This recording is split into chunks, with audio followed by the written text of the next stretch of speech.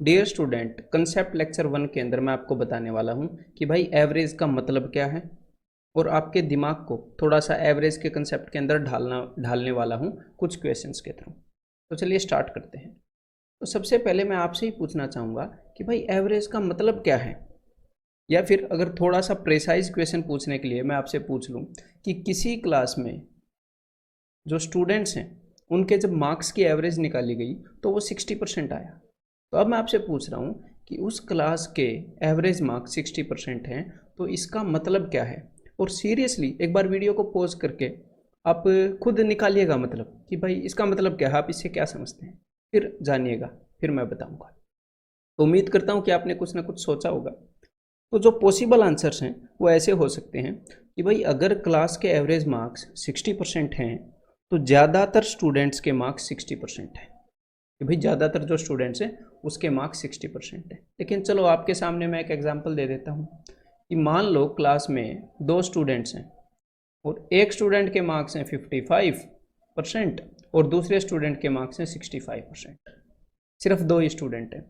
तो भाई इन दोनों की एवरेज कितनी होगी, इन दोनों की एवरेज हो जाएगी 60%। तो उस स्टेटमेंट के अकॉर्डिंग तो ज़्यादातर के होने चाहिए थे 60%, यहाँ तो एक के भी नहीं है। मतलब कि वो तो एवरेज की डेफिनेशन नहीं है कि भाई ज़्यादातर के इतने हैं, ना ना ना, वो डेफिनेशन नहीं है। अब हो सकता है आप ये बोलो कि भाई ज़्यादातर स्टूडेंट्स के मार्क्स 60% के आसपास हैं। जैसे आप बोल दो कि देखो 60% से 5 ही कम है, 60% से 5 ज़्यादा है, 60% के आसपास है। मतलब जो एवरेज होती है उसके आसपास सबके मार्क्स होते हैं। लेकिन यहाँ पर मैं बोल दूँ कि अगर, चलो ये तो परसेंटेज में है, अगर इसी को मैं 60 मार्क्स में ले लूँ या फिर परसेंटेज में भी ले लो, चलो अगर एक स्टूडेंट के मार्क्स 100% हैं और दूसरे स्टूडेंट के मार्क्स 20% हैं, तो इस केस में भी 60% के आसपास तो कोई नहीं है ना, 40% का फर्क पड़ गया। और अगर ये परसेंटेज में नहीं होता, जस्ट 60 नंबर होते, तो मैं तो ऐसे बोलने वाला था कि एक स्टूडेंट का 1 नंबर है और एक स्टूडेंट के 119 नंबर हैं, 2 स्टूडेंट है तो इनकी एवरेज निकाल के देख लो आप। तो वो वाली डेफिनेशन भी फिट नहीं होती कि भाई ज़्यादातर के मार्क्स 60% के आसपास हैं, ठीक है। या फिर आप ऐसे बोलोगे कि क्लास का जो एवरेज स्टूडेंट है, बिकॉज मैंने स्टूडेंट्स को बोलते सुना है कि क्लास का जो एवरेज स्टूडेंट है उसके मार्क्स 60% है, but that doesn't make any sense. तो एक्चुअल इसका मतलब क्या है वो मैं आपको बता देता हूँ। देखो बिल्कुल सिंपल सी बात है, एक्चुअल डेफिनेशन एवरेज की क्या है। एक्चुअल डेफिनेशन एक ही वर्ड में आपको पता लग जाएगी, 2 वर्ड्स में, that is equal distribution, that is called as average. अगर आपने किसी क्लास के स्टूडेंट्स के मार्क्स की एवरेज निकालनी है तो सारी क्लास के स्टूडेंट्स के मार्क्स को इकट्ठा करो और उनको इक्वली बांट दो। तो अगर एवरेज 60% थी तो पक्का सबके पास 60% हो जाएंगे। अगर आपको 10 लोगों की इनकम की एवरेज निकालनी है तो सारे लोगों की इनकम लो अपने पास और उसको बराबर बराबर बांट दो। तो हर बंदे के पास जितनी इनकम जाएगी वो होगी एवरेज इनकम। मतलब कि जब किसी भी चीज़ को हम इक्वली डिस्ट्रीब्यूट कर देते हैं किसी ग्रुप के अंदर, जिस भी चीज़ की हमने एवरेज निकालनी है, जिसकी भी औसत निकालनी है, तो उस चीज़ को हम औसत कहते हैं, उस चीज़ को हम एवरेज कहते हैं। इक्वल डिस्ट्रीब्यूशन पे हर बंदे को कितनी वैल्यू मिली, ये सिंपल सा मतलब है। तो देखिए मान लो आपके सामने एक फैमिली है और इस फैमिली की मैं आपको इनकम बताने वाला हूँ हज़ारों में। भाई एक बंदा जो है 28,000 कमा रहा है, एक 43,000, एक 34,000, ये अभी अभी जॉब लगा है तो इसकी पहली सैलरी 12,000, और ये जो है भाई ये काफ़ी बड़ी कंपनी में काम कर रहे हैं, इनकी इनकम जो है वो है 83,000, ठीक है। और अब अगर मैं आपसे पूछूं कि भाई इनकी एवरेज क्या है, तो आप क्या बोलोगे। देखो इन सब की इनकम को मैं इकट्ठा कर लेता हूँ, तो इन सब की इनकम को अगर मैं इकट्ठा करता हूँ तो कितनी हो जाती है, 200। इन सब का सम एक बार आप करके देख सकते हो। तो इन सब की इनकम हो गई 200,000। और ये टोटल कितने बंदे हैं, टोटल बंदे हैं भाई साहब 5।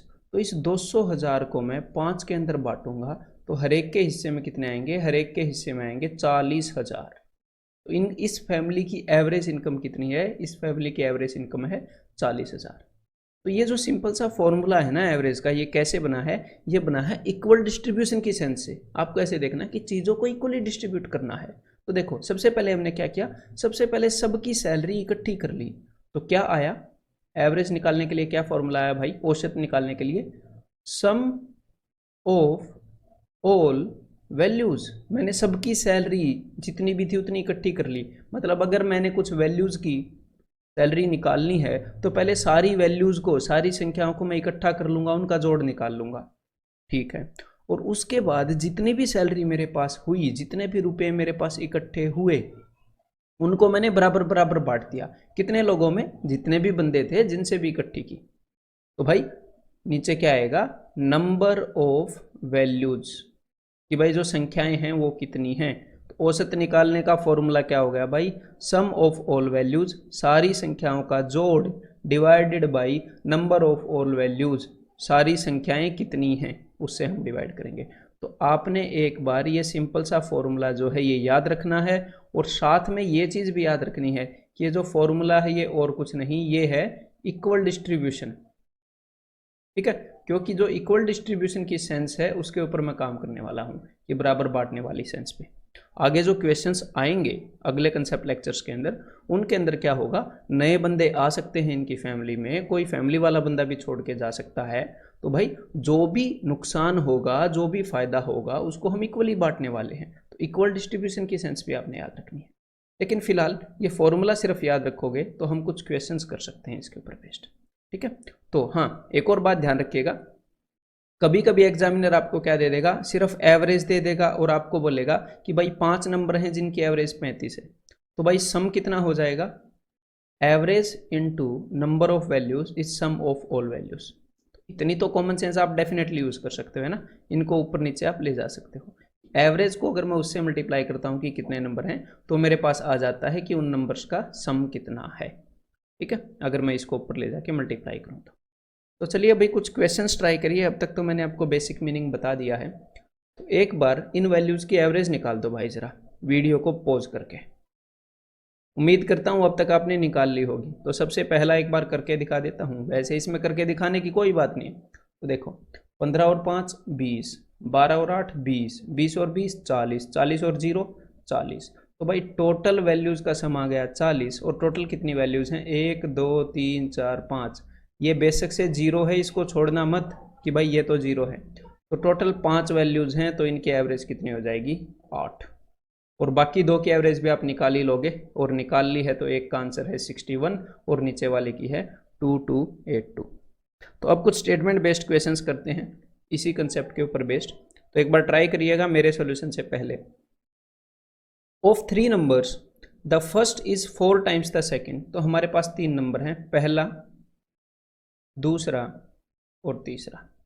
The first is 4 times the second, तो ये जो पहले वाला है ये दूसरे का 4 गुना है, ठीक है भाई, ठीक है। ये सारी चीज़ें मेरे दिमाग में ही चल रही हैं, यहाँ पर मैं लिख रहा हूँ, अदरवाइज आप खुद सोच सकते हो कि अच्छा पहले वाला दूसरे का 4 गुना है। एंड 3 टाइम्स द थर्ड, और तीसरे वाले का 3 गुना है। तो भाई ये जो पहले वाला नंबर है ये ऐसा नंबर है जो किसी नंबर का 4 गुना भी है, किसी नंबर का 3 गुना भी है। मतलब ये 4 से भी भाग होता है, 3 से भी भाग होता है। तो 4 दिए 12x। तो मैंने फर्स्ट नंबर को मान लिया भाई 12x। तो 12x किसका 4 गुना है? 3x का 4 गुना है। 3 चौके 12, है ना जी। तो सेकंड नंबर 3x आ गया, 3x का 4 गुना है ये। और 12x किसका 3 गुना है? 3 से भाग करके देख लो, 3 चौके 12, 4x का 3 गुना है भाई, 4 दिए 12। तो तीनों नंबर मेरे सामने आ गए, और एग्जामिनर बोल रहा है कि भाई इनकी जो एवरेज है, इनका जो औसत है वो 95 है। तो भाई अगर मेरे पास एवरेज 95 है तो सम कितना होगा, इनका योग कितना होगा? 3 नंबर है ना, 95 इंटू 3, तो ये आ गया सम ऑफ वैल्यूज। और इस साइड मेरे पास वैल्यूज पड़ी हैं, तो ये लो भाई, इस साइड भी सम ऑफ वैल्यूज, इस साइड भी सम ऑफ वैल्यूज, इक्वेट कर सकते हैं। तो एक बार लेफ्ट हैंड साइड में निकाल लूँ, क्या बना? 4 और 3 7, 7 और 12 19x। तो भाई 19x की वैल्यू आ गई ये। अब एग्जामिनर ने पूछा क्या है? एग्जामिनर ने पूछा है what is the third number. Third number यानी कि 4x, 4x की वैल्यू पूछी है। तो पहले तो मैं x की निकाल लूँ। तो भाई इस 19 को उधर ले जाऊंगा मैं नीचे, x की वैल्यू आ जाएगी हमारे पास, ये जो भी है ये x की वैल्यू है। मैं इसको सोल्व करूँ या ना करूँ, ये x की वैल्यू है, लेकिन मुझे निकालना है 4x। तो भाई इसको मैं 4 गुना कर देता हूँ। अब मैं इसको सोल्व करूँगा तो जो भी आएगा वही मेरा आंसर होएगा। 19 5 95, 5 दिए 15 चौके 60। तो यहाँ पर आंसर क्या हो जाएगा? Option P. इसी तरह का एक और क्वेश्चन ये ट्राई करो जरा।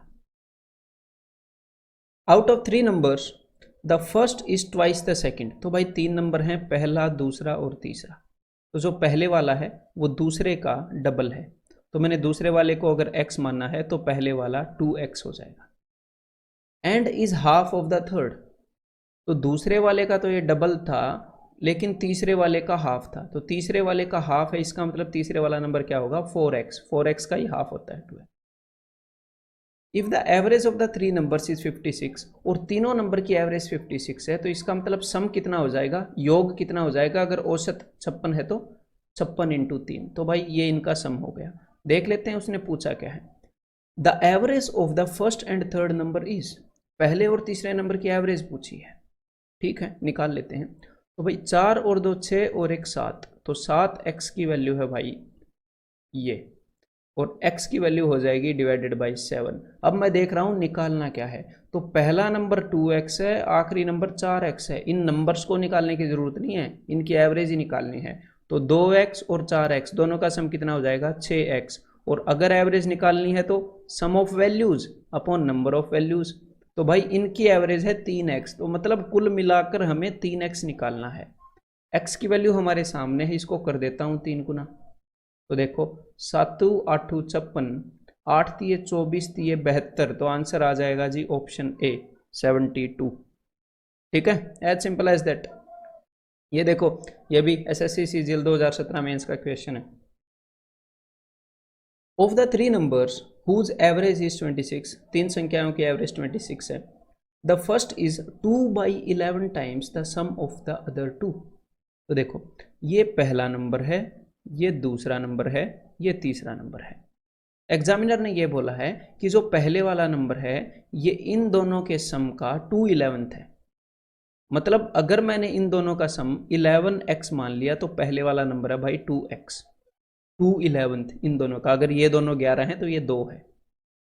और अब एग्जामिनर ने क्या बोला है, अब एग्जामिनर ने बोला है कि भाई द फर्स्ट नंबर इज, कि भाई फर्स्ट नंबर बताओ। तो इनकी एवरेज उसने बता दी है 26, तो इनका सम कितना होगा, तो इनका सम हो जाएगा 26 इंटू 3। सिंपल सी बात है, 3 नंबर हैं। और यहाँ पर मुझे आखिरी के 2 का सम पता है 11x है, पहले वाला नंबर पता है 2x है, तो सम कितना हो गया 11x प्लस 2x 13x, तीनों का सम। तो भाई यहाँ पर भी x की वैल्यू आ गई, 13 दूनी 26 आ गई ना। और यहाँ पर इन्होंने फर्स्ट नंबर पूछा था, तो भाई फर्स्ट नंबर है 2x, तो ये जितनी भी वैल्यू आई है इसको मैं 2 से गुणा कर रहा हूँ ताकि 2x आ जाए। तो भाई 3 चौके 12, यहाँ पर आंसर क्या आ जाएगा, ऑप्शन सी। ठीक है, द एवरेज वेट, एक बार ट्राई कर लेना मेरे बताने से पहले। The average weight of A B and C is 45, तो ए बी और सी का एवरेज वेट 45 है, मतलब कि ए प्लस बी प्लस सी तीनों की वेट का सम कितना होगा। अगर इनका औसत 45 है तो 45 इंटू 3, यह इनका योग होगा, तो 45 इंटू 3 होता है 135। और एग्जामिनर ने यह बताया है आपको आगे, if the average weight of A and B 40 kg, कि ए और बी का एवरेज वेट 40 kg है, इनका औसत 40 है, तो वेट का सम कितना होगा, 40 इंटू 2, 2 नंबर की एवरेज है ना 40, तो भाई सम हो जाएगा 80। तो अब मेरे को सी का वो बताओ भाई वजन, मुझे तीनों का पता है, ए और बी का पता है, तो 135 में से 80 गए तो सी का वजन हो गया 55। एक और चीज़ बताई है एग्जामिनर ने, क्या बताई है कि भाई बी और सी का जो एवरेज वेट है, जो औसत वजन है वो है 43, तो सम कितना होगा बी और सी का, तो भाई सम हो जाएगा 86। और इसमें से 55 किलो तो सी के पास है, तो भाई बी के पास कितना होगा, तो 86 में से 55 घटा दो, 6 में से 5 गए 1, 8 में से 5 गए 3, तो 31 आपका आंसर हो जाएगा, क्योंकि यही एग्जामिनर ने पूछा है कि बी का वजन कितना है, ऑप्शन सी। उम्मीद करता हूँ कि आपको ये कंसेप्ट समझ में आ रहा होगा, दिमाग में थोड़ा थोड़ा, जितना भी समझ में आपको आ रहा है फुल कंसंट्रेशन से, मैं उतना ही समझाना चाह रहा हूँ। ठीक है, धीरे धीरे आगे बढ़ेंगे। अब क्योंकि आप एवरेज को देख चुके हो एक हद तक, तो अब मैं आपको बताने वाला हूं कि एवरेज को हम एक और वे में देख सकते हैं, और कैसे देख सकते हैं। देखो, हमारे सामने एक फैमिली है और उनकी एवरेज इनकम आपके सामने है।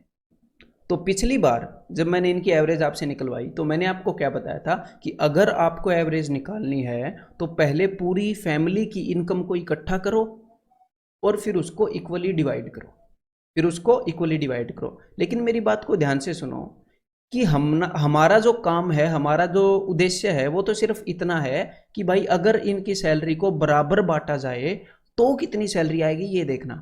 अगर इनकी सैलरी को बराबर बांटा जाए, ठीक है, तो अगर इनकी सैलरी को बराबर बांटना है तो ये जरूरी नहीं है कि भाई सबकी सारी सैलरी मैं ले लूं। मैं चाहे किसी भी तरीके से बांटूं, अगर मैंने इनकी सारी सैलरी को बराबर बांट दिया तो जो भी वैल्यू आएगी वो एवरेज आएगी, चाहे तरीका मैं कोई भी फॉलो करूं। तो अब मेरे दिमाग में आया कि मैं इन पांचों बंदों से इनके सारे रुपए ले लूंगा। क्यों ना मैं ये करूं कि भाई हर एक बंदे के पास कम से कम 40,000 रुपये तो हैं ही। देखो, इसके पास 42,000 हैं, 46,000 हैं, 53,000 हैं, 59,000 हैं, 40,000 है, तो हर एक के पास एटलीस्ट 40,000 तो है ही। तो मैंने इन लोगों को बोला कि भाई मैंने तुम्हारी सैलरी जो है वो बराबर तो बांटनी है, लेकिन यार जो तुम्हारे पास 40,000 रुपये है ना वो अपने पास रखो। एट लीस्ट अपने पास तुम 40,000 रुपये रखो सारे, और जितने भी एक्स्ट्रा मनी तुम्हारे पास बचता है वो मेरे को दे दो भाई। तो देखो, तो ये जो पहले वाला बंदा है ये कितने रुपए दे देगा, ये मेरे को 2,000 रुपये देगा। दूसरे वाला बंदा 6,000 रुपये मेरे को दे देगा। तीसरे वाला जो बंदा है वो मेरे को 13,000 रुपये दे देगा। ये 40,000 से 13,000 ज़्यादा इसके पास है। मैंने बोला 40,000 से ज़्यादा जितने भी मेरे को दे दो। तो ये जो पर्सन है ये 19,000 मेरे को दे देगा, और ये पर्सन 0 रुपये देगा, कुछ नहीं देगा।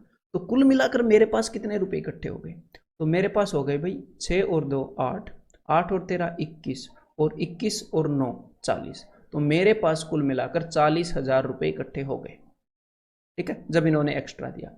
लेकिन मेरा काम क्या है, मेरा काम है जितनी भी इनकी सैलरी है उसको बराबर बांटना।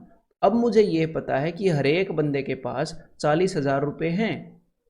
मैं इसकी वजह से नहीं बोल रहा, मैं बोल रहा हूँ उसकी वजह से कि मैंने इन सबको बोला था कि अपने पास 40,000 रुपये रखना, 40,000 से जो भी एक्स्ट्रा है वो मुझे दे देना, और उस एक्स्ट्रा रुपये से कितने रुपए बने हैं 40,000। अब मैं इसको भी बराबर बांटूंगा, कितने लोगों में, मैं बांटने वाला हूँ इसको 5 लोगों में।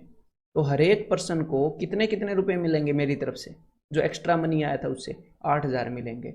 सबके पास पहले 40,000 थे, 8,000 मैं और दे दूंगा। तो हमारी एवरेज क्या है, हमारी एवरेज है 48। तो चाहे आप इनकी सारी इनकम लेकर वापस बांट दो, चाहे इनकी इनकम का कुछ हिस्सा लेकर बांट दो, कुल मिलाकर जब आप इनकी इनकम को बांटोगे तो हर एक पर्सन के पास 48,000 जाएगा।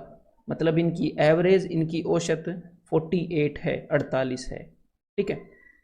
तो भाई ऐसे तो हम कर सकते हैं। तो अब मैं आपको एक और चीज़ यहाँ पर बताना चाहूँगा कि मैं इन सबको ये भी बोल सकता हूँ, मैंने इनको बोला था ना कि सब अपने पास 40,000 रखो, मैं इनको ये भी बोल सकता हूँ कि सब अपने पास 39,000 रखो। जरूरी नहीं है 40,000 बोलना। अगर आप इन सबको ये बोलोगे कि भाई सब अपने पास 39,000 रखो और एक्स्ट्रा रुपए मुझे दे दो, तो देखो ये कितने कितने देंगे। ये आपको देने वाला है 3,000, ये आपको देने वाला है भाई 7,000, और ये आपको देने वाला है 14,000, ये आपको देने वाला है 20,000, और ये आपको देने वाला है 1,000। तो कुल मिलाकर आपके पास कितने रुपए हो गए, 39,000 तो इन्होंने अपने पास रख लिए। तो आपके पास हो गए 7 और 3 10, 10 और 20 30, 14 और 1 15, 30 और 15 45। तो आपके पास 45,000 रुपये एक्स्ट्रा हो गए, और आप इस 45,000 को कितने लोगों में बांटने वाले हो, वही 5 लोगों में। तो 5 से डिवाइड करते हैं तो भाई हर एक बंदे के हाथ में 9,000 रुपये आएंगे। 39,000 सबने रखे थे, 9,000 और रखेंगे तो सबके पास कितने हो जाएंगे 48,000। मतलब मैं कहना क्या चाह रहा हूँ, मैं कहना चाह रहा हूँ कि एवरेज निकालने का आप कोई भी तरीका इस्तेमाल कर सकते हैं, ज़रूरी नहीं है उनकी सारी इनकम लेना, ठीक है। 40,000 उनके पास रख सकते हो, सबके पास बोल दो बाकी मेरे को दे दो, जो भी आपके पास आए उसको बराबर बांट दो। 39,000 उसके पास रख सकते हो। और एक और बात, मैथमेटिकली आप इनको ये भी बोल सकते हो कि सब अपने पास 50,000 रुपये रख लो, सब अपने पास 50,000 रुपये रख लो। अब आप बोलोगे जिस बंदे के पास 40,000 हैं वो अपने पास 50,000 रुपये कैसे रखेगा। देखो मैथमेटिकली हम बोल सकते हैं कैसे। देखो, आपने बोला कि भाई सब अपने पास 50,000 रुपये रखो और जो भी एक्स्ट्रा है वो मेरे को आप दे दो। तो पहले वाला बंदा आपको कितने रुपए देगा, वो आपको -8,000 देगा। मतलब कि उसके पास 50,000 होने चाहिए, वो आपसे 8,000 ले और लेगा। तो -8 मैथमेटिकली बोल सकते हैं ना, प्रैक्टिकली ना भी बोल सकें रियल लाइफ में ऐसे, ठीक है। रियल लाइफ में बोलेंगे तो ये बोलेंगे इसने 8 ले लिए। अगला बंदा आपको कितने रुपए देगा, -4, मतलब कि 4 का नुकसान देगा और क्या देगा। अगला बंदा आपको देगा +3, अगला बंदा आपको देगा +9 और इससे अगला बंदा आपको देगा -10। तो देख लेते हैं एक बार कितना हुआ। तो देखो 9 और 3 कितना हो गया 12, 8 और 4 कितना हो गया 12। तो भाई 12 और 12 एक तो पॉजिटिव है एक नेगेटिव है, प्लस माइनस, इसको तो आप काट दो। अब आपके पास बचा सिर्फ -10। तो भाई अब इस -10 को कितने लोगों में बांटोगे, वही चाहे फायदा हो या नुकसान हो हम तो सब में बांटने वाले हैं। एवरेज का मतलब है इक्वल डिस्ट्रीब्यूशन, फायदे का भी नुकसान का भी। तो भाई इस 10 को मैं बांटने वाला हूँ 5 लोगों में, तो हर एक के हिस्से में आएगा -2। तो भाई सबके पास 50 थे, -2 हो जाएंगे सबके पास, अब मतलब -2 का चेंज जाएगा। तो अब एवरेज हो गई सबकी 48, मतलब इनके एवरेज 48 ही है, चाहे हम किसी भी वे से निकालें। तो आपको मैंने एक तरीका बता दिया एवरेज निकालने का, आप इस नज़रिए से भी देख सकते हो। कोई भी एक वैल्यू आप अज्यूम कर सकते हो कि सब अपने पास इतना रखें, और उसके हिसाब से देख सकते हो कि किसके पास कितना ज़्यादा है कितना कम है, और जो भी एक्स्ट्रा आए आपके पास या जो भी कम आए उसको आप इक्वली डिवाइड कर सकते हो उन बंदों में। ठीक है, तो जितनी भी वैल्यू आपने मानी थी फिर उसके अंदर आप एक्स्ट्रा ऐड कर सकते हो, उसमें से कम सब्ट्रैक्ट कर सकते हो। और अभी मैं चाहूँगा कि यार आप थोड़ी सी प्रैक्टिस कर लो, आपके लिए ये अच्छा रहेगा। तो अभी तुरंत वीडियो को पॉज करो और जो मैंने आपको तरीका बताया है उस तरीके से एक बार इनकी एवरेज निकाल के बताओ। उम्मीद करता हूँ कि आपने सबकी एवरेज निकाल ली होगी। तो मैं एक बार निकाल के दिखा दूँ, बिकॉज इसके अंदर पिछले वाले क्वेश्चन की तरह सिर्फ सम निकाल के डिवाइड नहीं करना। तो भाई सबसे ऊपर वाली वैल्यू के अंदर मैंने अज्यूम किया कि सबके पास 2000 रुपये रख दिए मैंने। ठीक है, तो पहले वाला आपको कितने रुपए देगा, मैं जल्दी जल्दी लिख रहा हूँ, +30, -50, +40, +200, -110। ठीक है भाई, तो अब हमारे पास कितने इकट्ठे हुए एक बार देख लेते हैं। तो भाई ये हो गए 110 और 150, माइनस का 160, माइनस का 160, ये माइनस का 160 को मैं 200 के साथ कैंसिल करूंगा तो मेरे पास बच जाएगा +40। तो मेरे पास हो गए 40 और 40, 80 और 30, 110। तो इस 110 को मैं कितने लोगों में बांटने वाला हूँ, कितने नंबर में, 1 2 3 4 5, 5 में बांटने वाला हूँ। तो भाई हर एक के हिस्से में आ जाएगा 22 और एवरेज हो जाएगी 2022। That's it. अगली बार सेंट्रल वैल्यू क्या लूँ भाई मैं, तो अगली बार मैंने सबको बोला भाई अपने पास 100 रुपये रखो जरा। तो पहले वाला मुझे देगा 15 रुपये, दूसरे वाला देगा -2, अगले वाला देगा +4, अगले वाला देगा -17, +7, +1। तो कितना हो गया भाई, 17 और 2 19, 17 और 2 19 माइनस के, तो मैं प्लस के 19 कहाँ दिख रहे हैं, 15 और 4 19 ही होते हैं, तो मैंने इसको काट दिया। तो हमारे पास 7 और 1 8 एक्स्ट्रा बच गए, जो कि कितनों में बटने वाले हैं, 1 2 3 4 5 6, 6 के अंदर बटने वाले हैं 8। तो ये हो जाएगा 1/2/6, यानी कि 1/3। तो नई एवरेज हो जाएगी 101 1/3। ठीक है, अब अगला करने वाले हैं। तो अब की बार मैंने मान लिया कि भाई सब अपने पास 200 रखो। आप ऐसे भी मान सकते हो कि सब अपने पास 190 रखो, लेकिन बिना वजह ऐसे कैलकुलेटिव क्यों बनाना है क्वेश्चन को 190 मान के। 200 के साथ जो कैलकुलेशन है वो आसान होती है ना, तो थोड़ा मोटा ऊपर नीचे भी मान लिया करो। अब देखो यहाँ पर हो गया -20, देखो 180 देखते ही -20 ध्यान में आया, -3 ध्यान में आया, +15, +7, +16, -17। अब एक बार देख लेते हैं भाई। तो देखो -20 और -30, -23, कहीं पर +23 दिख रहा है, -23, तो 7 और 6 13, ये भी 23 ही होता है। +15 और -17, तो हमारे पास ओवरऑल जो चीज़ इकट्ठी हुई है वो हुई है -2। अब ये -2 कितनों में बटेगा, 1 2 3 4 5 6, इसको बांटना जरूरी है, ऐसे मत कर देना 200 -2 198 ऐसे। ठीक है भाई, जो भी आपके पास रुपए इकट्ठे हुए हैं सबके पास 200 रहने के बाद उसको बांटना जरूरी है। एवरेज का मतलब क्या होता है, इक्वल डिस्ट्रीब्यूशन, यही तो आपको समझाया है। तो इस -2 को हम 6 लोगों में बांटेंगे तो 1/3 कम करना पड़ेगा, मतलब कि कितना हो जाएगा 199 2/3। ठीक है, तो अब तक आपकी थोड़ी सी समझ डेवलप हुई होगी। अब हम अगले कंसेप्ट लेक्चर 2 में मिलते हैं।